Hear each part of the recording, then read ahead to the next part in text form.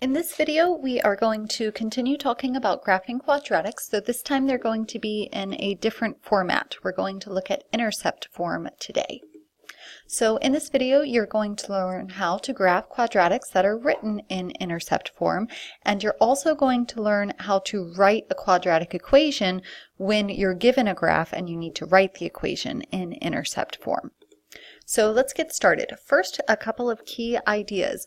Notice that you have the equation or formula here for intercept form, which we're also going to sometimes call factored form.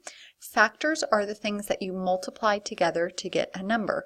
So if I give you the number, 6, the factors of 6 are 2 and 3, because 2 times 3 is 6. 2 and 3 in this case are factors. You'll notice in intercept form here you have these two sets of parentheses.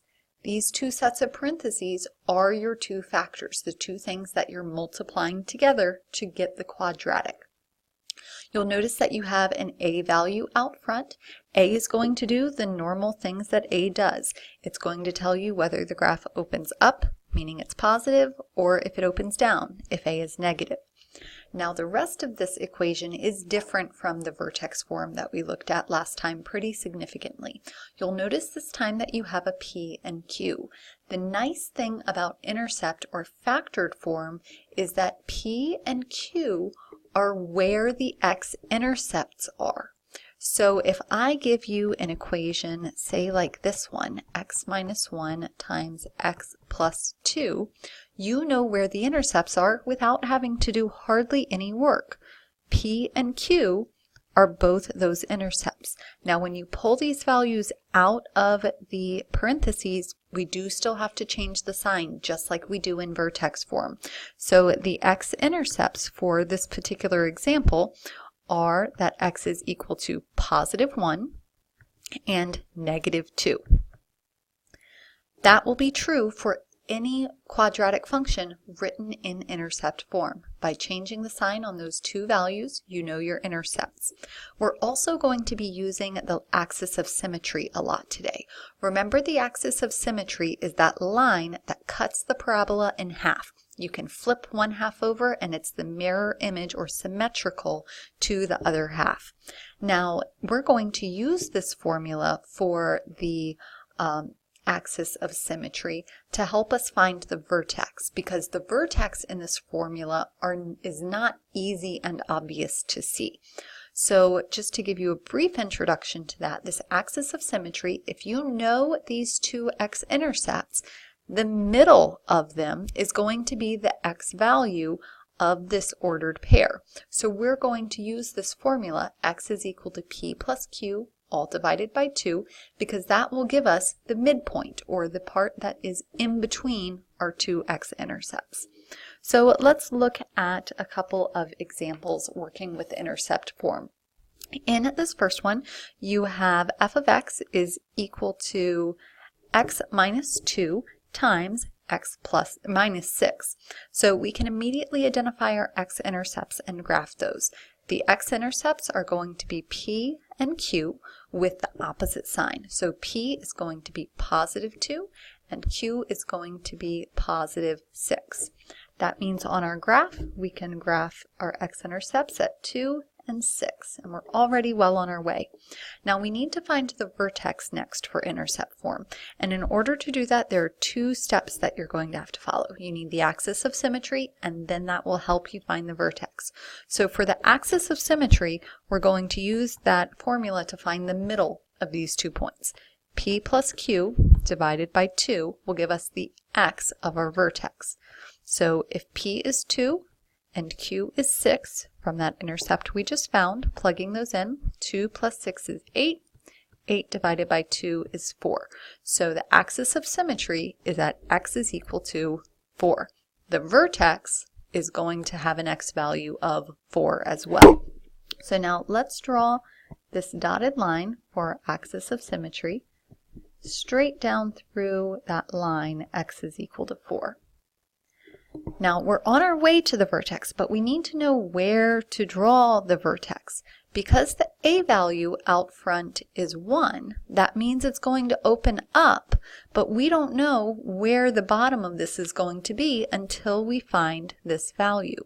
So the way that we're going to do that is by taking our x and evaluating the function. We're going to take that 4 of our vertex and plug it into the problem to find what our y value is.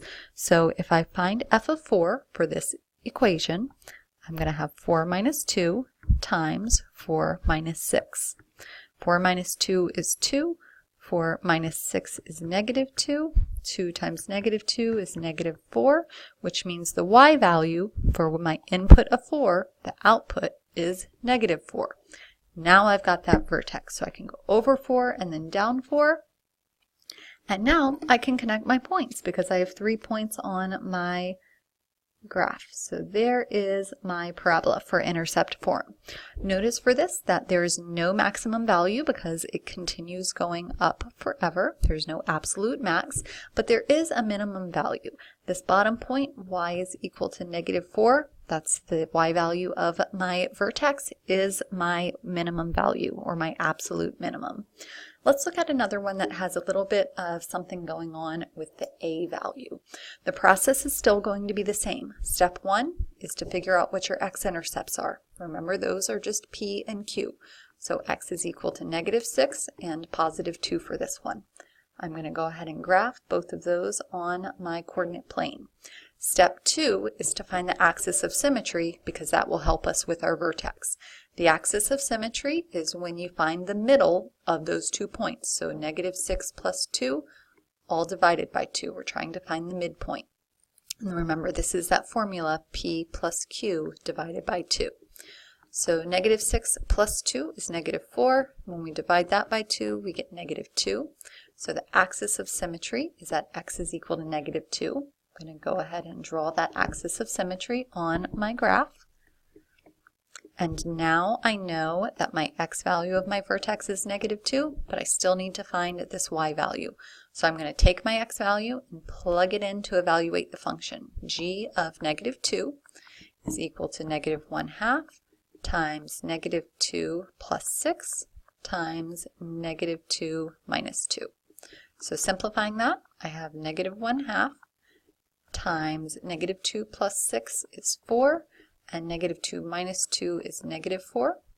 So let's simplify some more. That's negative 1/2 times negative 16. Negative 1/2 times negative 16 is positive 16 over 2, which is 8. So that means my vertex is at negative 2, positive 8. If I graph that point, now you can see you have 3 points. So let's draw this parabola.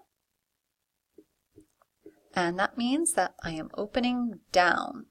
I have a maximum value, an absolute max, that's at y is equal to 8, and I do not have a minimum because it goes down forever. So let's think about this thinking right question. When you see an equation of a quadratic function that is in intercept form, how do you know if the vertex is a maximum or a minimum point? So thinking about that, just by looking at the equation, what will tell us which way it opens? Because that's going to tell us if we have a min or a max. That's going to be the a value that's out front. So again, just like before with vertex form, if a is bigger than 0, meaning it's a positive number, that means that it's going to open up. And if it opens up, that means I have down here an absolute minimum. If a is less than 0, that means it's a negative number. That means it opens down. And if it opens down, that means I have an absolute max.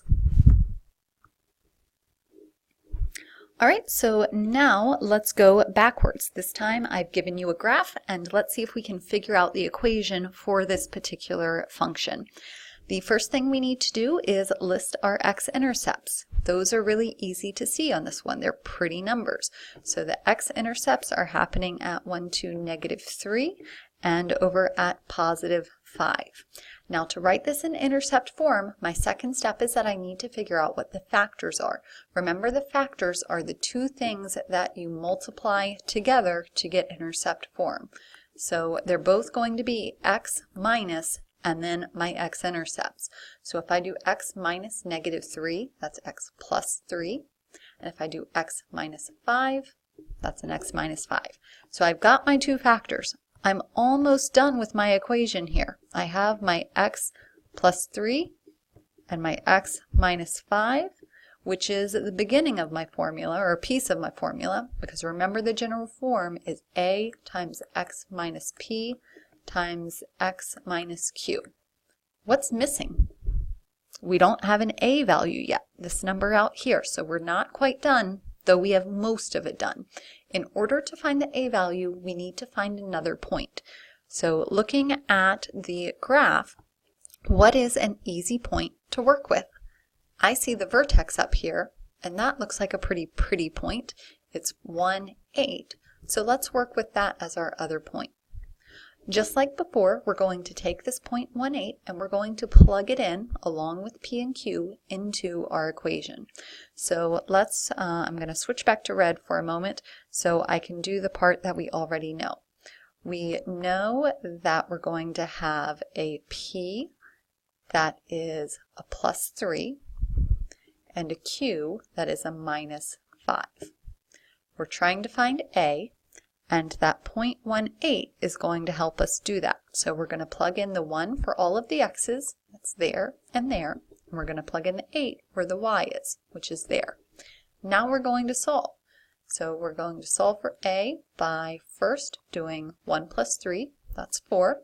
1 minus 5 is -4. When we multiply those together, we get -16 times a. Then when we divide by -16, we get that a is equal to -1/2. So now we have that 1/2, which means we're done with our equation because we can write in that a value and we have a complete equation. We have the a value, the p value, and also the q value for intercept form. Okay, so now you should be able to graph a quadratic equation if the equation is written in intercept form by graphing the intercepts and then finding the vertex using that midpoint formula we worked, or the midpoint we worked with. And then you also should be able to write a quadratic equation in intercept form if you're given a graph where the intercepts are easy to work with. So go ahead and try the Now You Try.